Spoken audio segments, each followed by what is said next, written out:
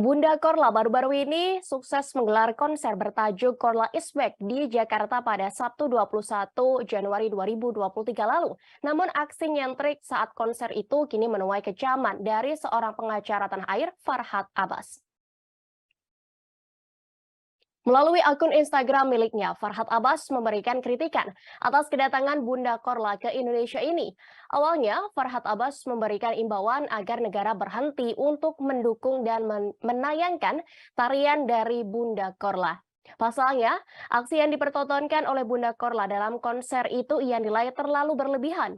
Pengacara itu menyebut tarian yang dilakukan wanita itu mengandung unsur pornografi, sehingga aksi yang dipertontonkan Bunda Korla dalam konser itu harus dihentikan. Farhad Abbas bahkan juga meminta pihak kepolisian menghentikan konser perempuan itu. Dalam unggahannya, ia meminta Bunda Korla untuk pulang ke Jerman.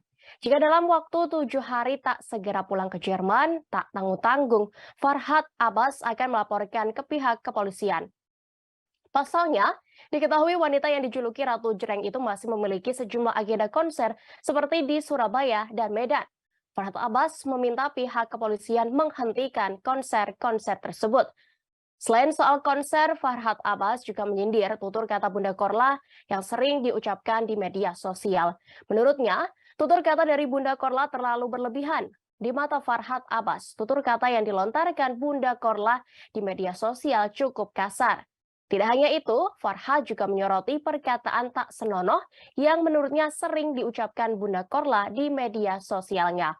Selain itu, ia juga menyinggung isu transgender yang sering menyelimuti kehidupan Bunda Korla belakangan ini.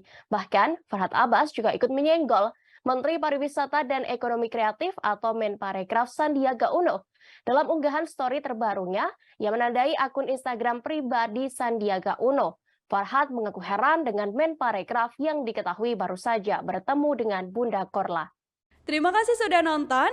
Jangan lupa like, subscribe, dan share ya.